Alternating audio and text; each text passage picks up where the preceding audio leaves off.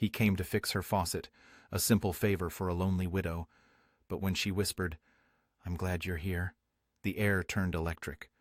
What happened next would haunt him for years. I pulled up to the old brick apartment building on Elmwood Drive in the quiet suburb of Ridgefield, Connecticut, just as the sun was dipping below the horizon. The place hadn't changed much since I'd moved out a couple of months ago. Same cracked sidewalk leading up to the entrance, same faded blue awning over the door. I'd left in a hurry back then, after a fallout with my roommate, and in the chaos I'd forgotten a box of my stuff in the storage locker downstairs. It was mostly old books, some clothes, and a few tools I'd bought for odd jobs around the place. Nothing irreplaceable, but enough to nag at me until I finally decided to swing by and grab it. My name's Harlan Voss, and at 23 I was still figuring out life. I dropped out of community college last year to take a full-time gig as a mechanic at a small garage called West Ridge Auto on the edge of town. It paid the bills, kept my hands busy, and gave me time to think about what came next. Maybe saving up for a real degree or just hitting the road for a while. But tonight, I wasn't thinking about any of that. I just wanted to get in, get my box, and get out before anyone noticed. The building was full of folks I'd rather not run into, especially after the way things ended with my old roommate, who had a knack for turning small disagreements into full-blown dramas. I parked my beat-up Ford truck in the visitor spot and headed inside, the lobby smelling like a mix of stale coffee and fresh paint. The elevator was out of order, again, so I took the stairs down to the basement level where the storage units were. My key still worked, thankfully, and I found my locker without issue. The box was right where I'd left it, dusty but intact.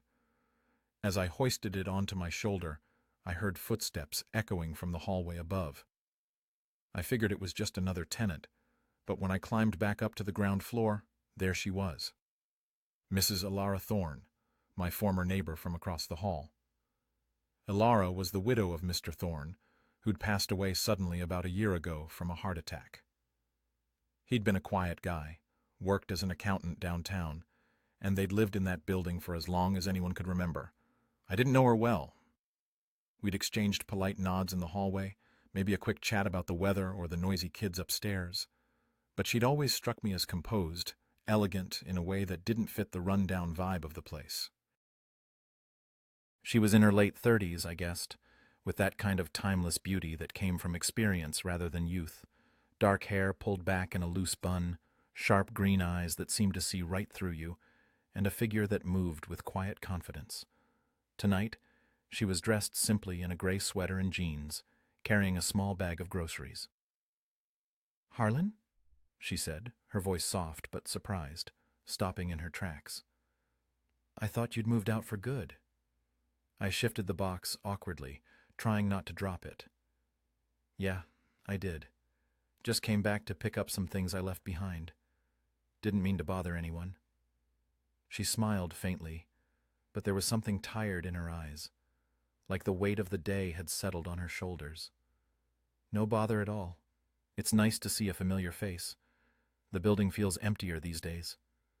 We stood there for a moment, the silence stretching out in the dimly lit hallway. I could have just nodded and headed for the door, but something held me back. Maybe it was the way she lingered, or the faint hint of loneliness in her tone. Mr. Thorne's death had hit the neighbors hard. I'd heard whispers about how she'd withdrawn afterward, rarely leaving her apartment except for work at the local library. She was a reference librarian, I recalled, always buried in books and helping folks with their research. "Need a hand with those groceries?" I asked, nodding toward her bag. It wasn't heavy-looking, but it felt like the right thing to say. She hesitated, then nodded. "If you're not in a rush." The door's sticking again. Been meaning to call maintenance. I set my box down by the entrance and followed her to her door just a few steps away. She fumbled with her keys, and I noticed her hands trembling slightly. Maybe from the cold outside, or something else. When she pushed the door open, it creaked in protest, and I helped wedge it wider so she could slip inside. The apartment was neat, almost too neat. Bookshelves lined the walls, filled with novels and history tomes, a faint scent of lavender from a diffuser on the coffee table.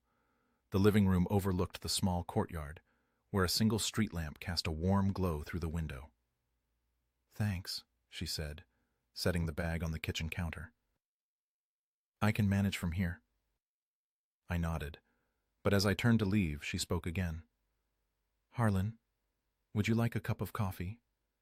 It's been a long day, and I'm alone tonight." The words hung in the air, simple enough on the surface, but there was an undercurrent I couldn't ignore.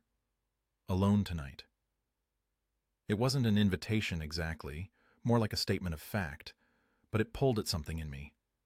I was supposed to grab my box and go, head back to my cramped studio apartment across town, but her eyes met mine, and for a second I saw a vulnerability there, hidden behind that composed facade. "Sure," I heard myself say. "Coffee sounds good?" She moved to the kitchen, and I followed, leaning against the doorway as she measured out grounds into the machine. We talked about small things at first. The weather turning cooler, how the garage was keeping me busy with winter prep jobs. She asked about my plans, and I shrugged, admitting I was still sorting them out. "At your age, that's normal," she said with a soft laugh. "I remember being 23, felt like the world was full of possibilities, but terrifying too." As the coffee brewed, she pulled out 2 mugs, and I noticed a photo on the fridge, her and Mr. Thorne on a beach somewhere, smiling into the camera. It must have been from years ago. She looked younger, freer. "That was our honeymoon in Maine," she said, catching my gaze. "Feels like another lifetime now." "I'm sorry," I replied, not sure what else to say. "About everything."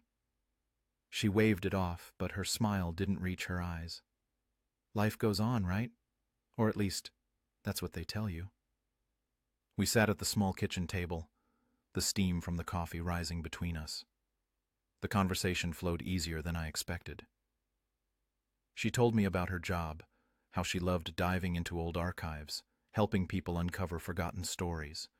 I shared bits about my work, like the time I fixed a classic Mustang for a guy who drove it cross-country. But underneath it all, there was this quiet tension, like we were both aware of the empty apartment around us, the late hour creeping in. As the clock ticked past 8, I realized I'd been there longer than planned.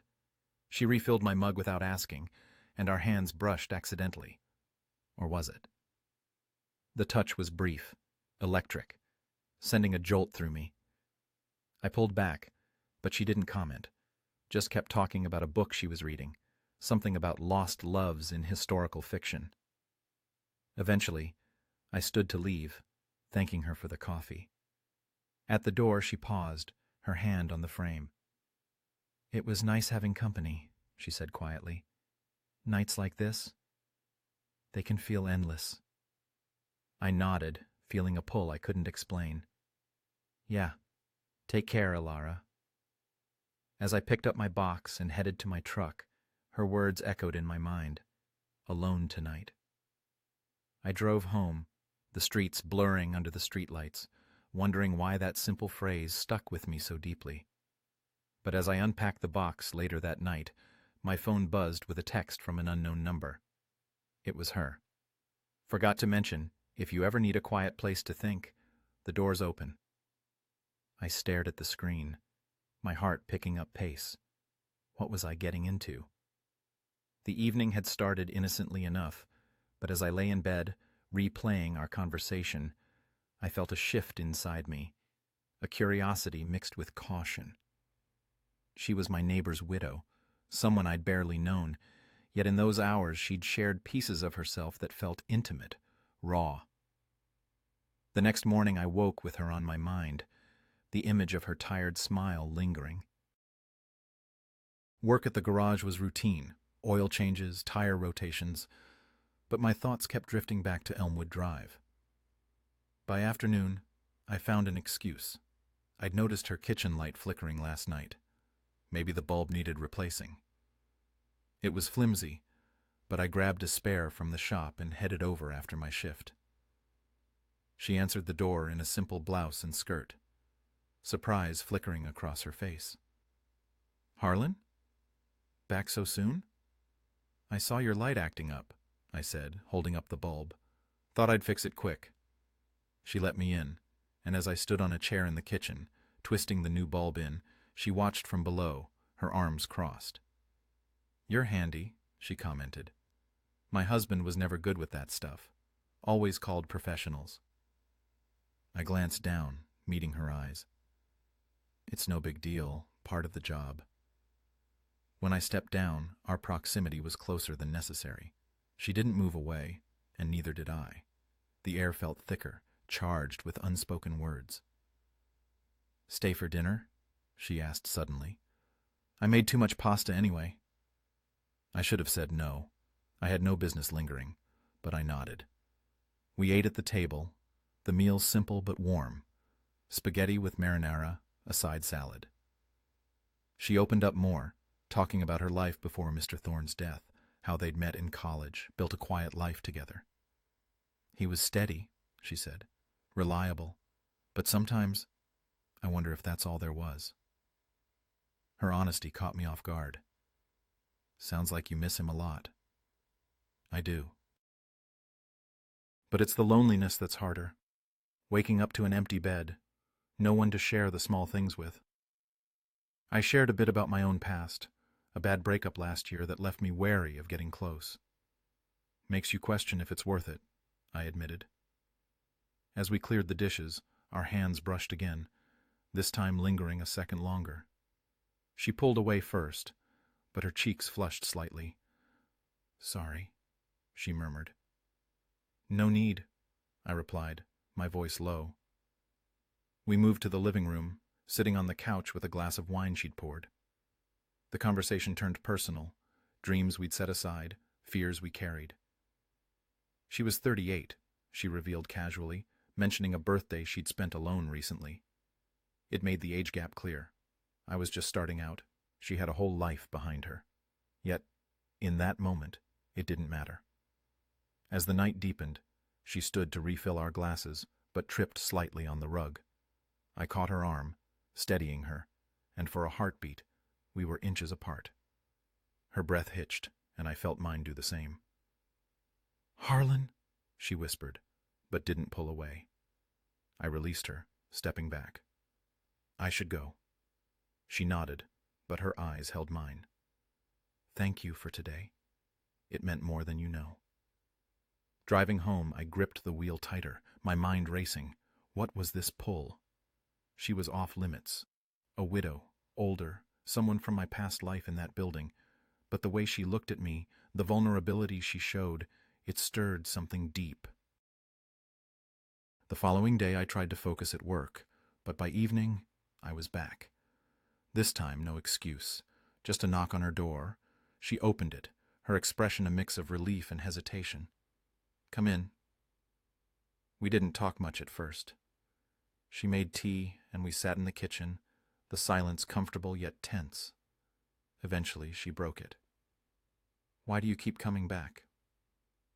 "I don't know," I admitted. "But I feel like I should be here."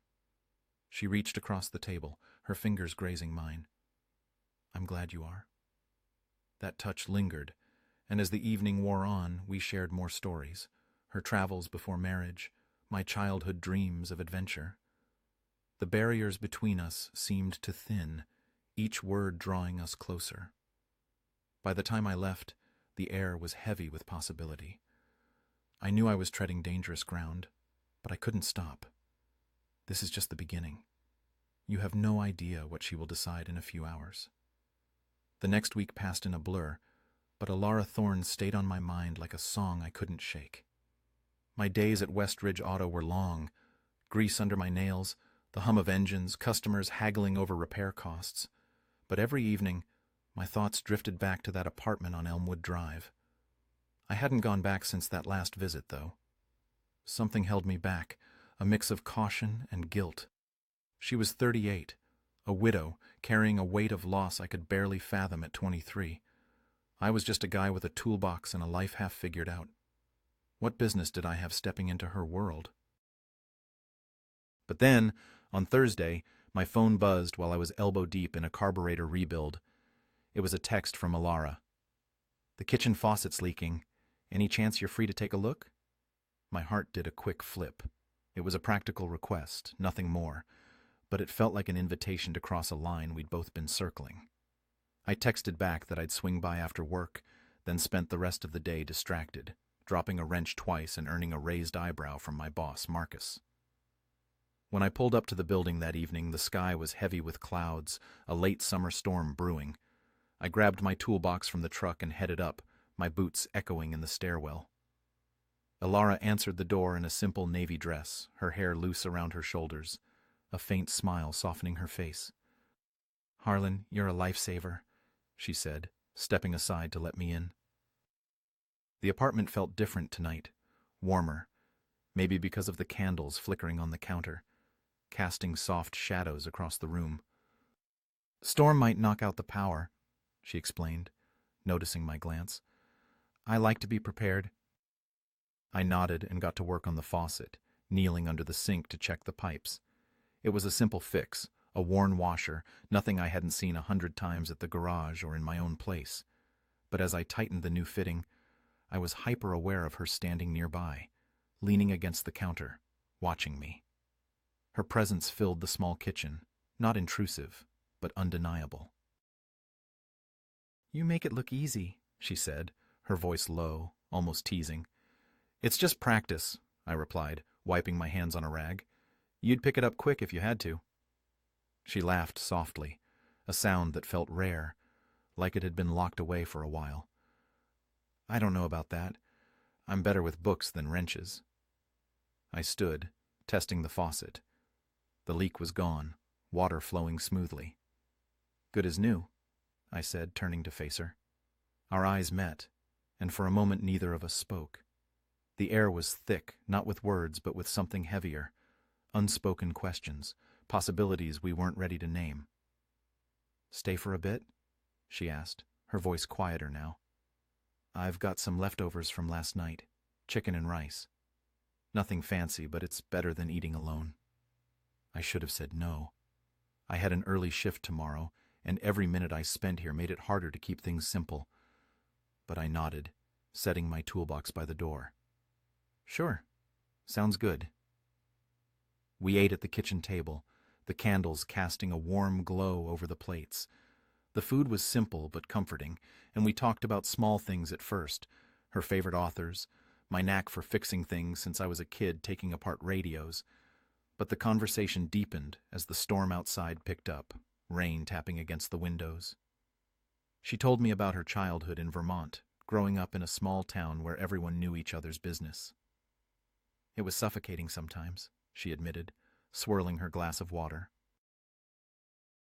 "But it taught me to value quiet moments like this." I shared a bit about my own past, growing up in a nearby town, my parents' divorce when I was 15, bouncing between their houses until I struck out on my own. "Never felt like I belonged anywhere," I said, surprising myself with the honesty. "Still don't, sometimes." She looked at me then, her green eyes steady, searching. "You seem like you're finding your way, Harlan. More than most people your age." The compliment caught me off guard, and I felt my face heat up. "I'm just getting by," I muttered, but her gaze didn't waver. As we cleared the dishes, the power flickered, then went out, plunging the apartment into darkness, except for the candlelight. "Told you," she said with a small laugh, grabbing another candle from a drawer and lighting it. The soft glow made the room feel smaller, more intimate, like the world outside had vanished. We moved to the living room, sitting on the couch with the candles on the coffee table. The storm raged outside, thunder rumbling low in the distance. She pulled a blanket over her lap, and I noticed her hands, slender, with a faint scar across one knuckle. I wanted to ask about it, but instead, I asked about her work at the library.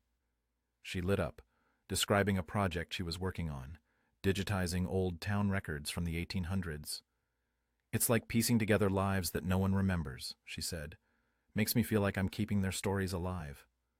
"That's beautiful," I said, meaning it. "Most people don't care about stuff like that." She shrugged, but her smile was soft. "Maybe. But it's the little things that matter, don't you think? Like Fixing a faucet? Or sitting here during a storm? Our eyes met again, and this time neither of us looked away. The silence stretched, heavy with something neither of us could name. I felt it in my chest. A pull. A need to be closer, even though every rational part of me screamed to back off. She was older, a widow, someone who deserved better than a 23-year-old mechanic with no clear path ahead. But the way she looked at me, like she saw something worth seeing, made it hard to care about rational.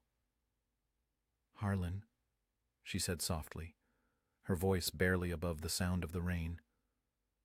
"Why do you keep coming back?" The question hit like a spark. I could have dodged it, made a joke about leaky faucets, but the truth slipped out instead. "Because I feel something when I'm here, something I don't feel anywhere else." Her breath caught, and for a moment I thought she'd pull back, change the subject. But she leaned forward, just slightly, her hand resting on the couch between us. "That's dangerous," she whispered, but there was no warning in her tone, only a quiet acknowledgement, like she felt it too. I reached out, my fingers brushing hers, tentative, testing. She didn't pull away. Her skin was warm, and the contact sent a jolt through me, like the first time I'd touched a live wire. We stayed like that, hands barely touching, the storm outside mirroring the one building inside me. "I shouldn't be here," I said, my voice low, but I didn't move. "Neither should I," she replied, her eyes locked on mine. "But I'm glad you are." The moment stretched, fragile, electric. I wanted to close the distance, to cross that invisible line, but something held me back. Fear, maybe, or the weight of what it would mean. She was Alara Thorne, a woman who'd lived a life I couldn't fully understand, who carried a loss I couldn't touch. And I was just me, Harlan Voss, a kid with a toolbox and a heart that didn't know when to stop. The power flickered back on, the sudden brightness startling us both. She pulled her hand back, laughing nervously. Well, that's one way to break the mood. I smiled, but my heart was still racing. Yeah, guess I should head out before the storm gets worse. She walked me to the door, and as I grabbed my toolbox, she touched my arm lightly. "Thank you, Harlan, for the faucet, and for tonight." I nodded, unable to find the right words. As I stepped into the hallway, the door closing softly behind me, I felt the weight of that touch linger, like a promise or a question. Driving home through the rain, my mind was a mess. I knew I was in deep, caught in something I didn't fully understand. She was off limits, untouchable, yet every moment with her felt like it was pulling me towards something inevitable. The next morning I found a note slipped under my windshield wiper at the garage. It was in her handwriting. "Coffee tomorrow? I'll be at Almond Cafe on Backman Street, 6 p.m. My pulse quickened. I didn't know what I was walking into, but I knew I'd be there. That evening, as I worked late on a stubborn transmission, I couldn't stop thinking about her. Her voice, her touch, the way she made the world feel quieter, sharper, more alive. I was crossing lines I'd never meant to cross, but I couldn't turn back now. What he says next will change everything, for her and for him. The Almond Cafe on Backman Street was one of those places that felt like it belonged in a different era. Wooden tables worn smooth by years of use, mismatched chairs, and a jukebox in the corner that played old jazz standards.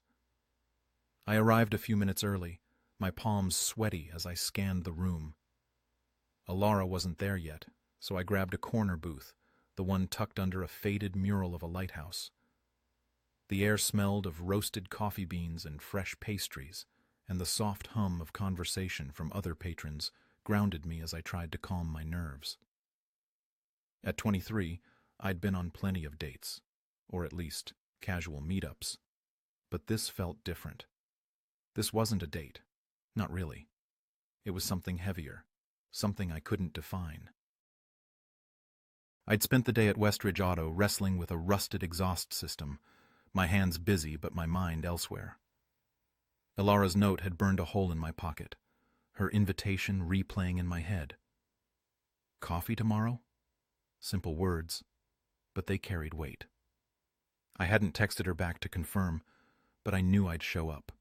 I didn't have a choice, not because she'd asked, but because something in me needed to see her again. She walked in at exactly 6:00, her dark hair catching the light from the cafe's string bulbs. She wore a cream-colored sweater and dark pants, a scarf loosely draped around her neck. At 38, she carried herself with a quiet grace that made the room feel smaller, like she was the only person in it. She spotted me and smiled, a mix of warmth and hesitation, before sliding into the booth across from me. "Thanks for coming," she said, her voice soft but clear over the low music. "I wasn't sure you would." "Couldn't say no to coffee," I replied, trying to keep it light, but my voice betrayed a nervousness I hadn't expected. We ordered, black coffee for me, a latte for her, and fell into conversation easily, like we'd done this 100 times. She told me about a rare book she'd found at the library, a collection of letters from a Civil War soldier to his wife. "They're so raw," she said, her eyes bright with passion. "You can feel the ache in every word, like he knew he might never see her again." I nodded, watching her hands trace the rim of her mug. "Sounds like they had something real. Not many people get that." She looked at me then, her gaze piercing. "Do you think you will, someday?" The question caught me off guard, and I fumbled for an answer. "I don't know. I haven't thought that far ahead. What about you?" Her smile faded slightly, and she looked down at her latte, stirring it absently. "I thought I had it once. With David, my husband. But now, I'm not sure what I'm allowed to want anymore." The honesty in her voice hit me hard. I wanted to reach across the table, to take her hand, but I didn't. Instead, I said, "You're allowed to want whatever you want, Ilara. You don't need permission." She met my eyes, and for a moment, the world outside the cafe disappeared. The jazz from the jukebox faded, the clink of dishes dulled. It was just us, caught in a moment that felt too big for the small booth we shared. "You're too young to be this wise," she said, a hint of a smile returning. "I'm not wise," I admitted. "I'm just here." The conversation shifted to lighter things, her love of old movies, my obsession with restoring vintage cars, but the undercurrent never left.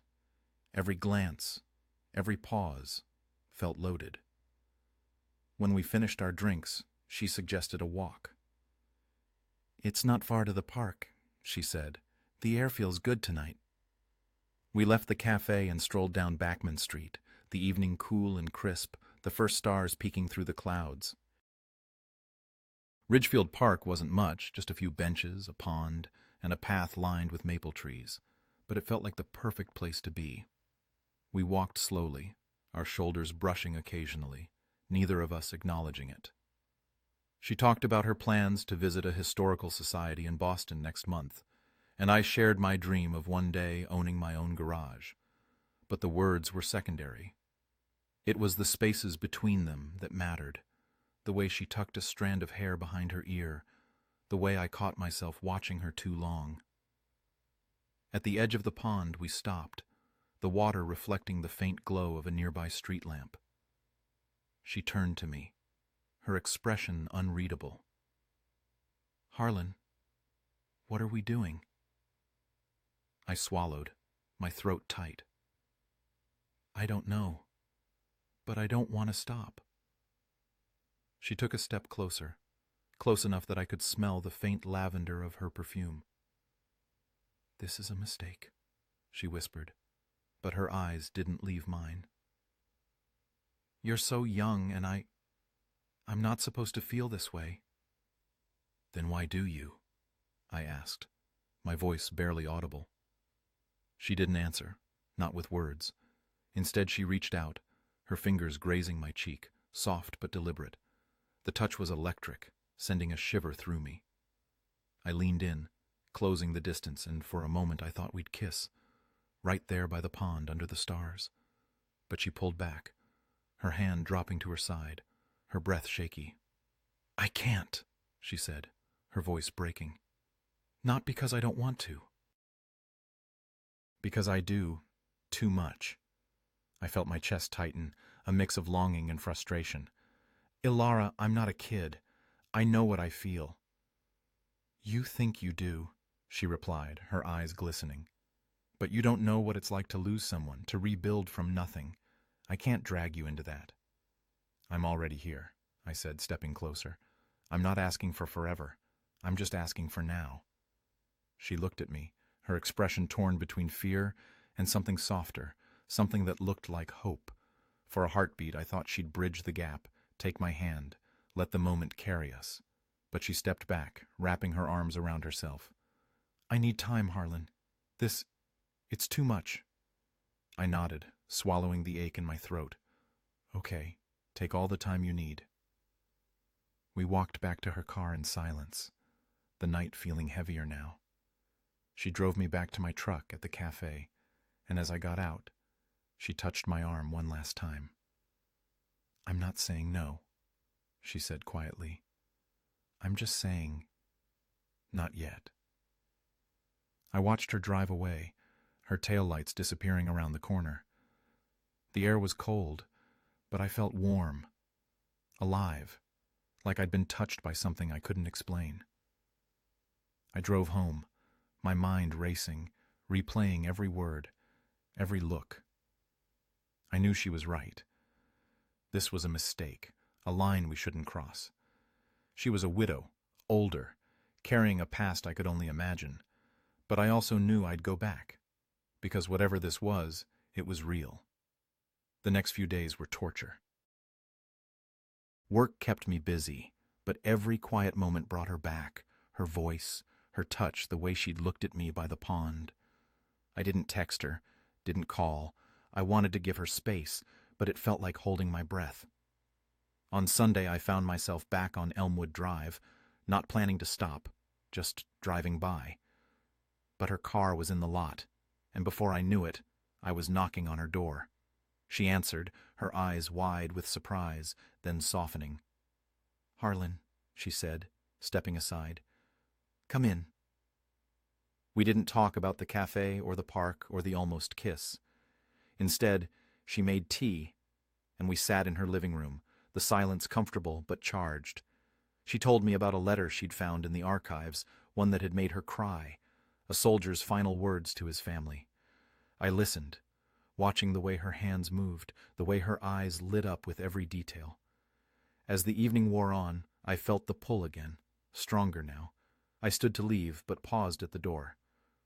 "Ilara," I said, my voice low. "I meant what I said at the park. I'm here, whenever you're ready." She looked at me, her expression unreadable, then stepped closer. Her hand found mine, her fingers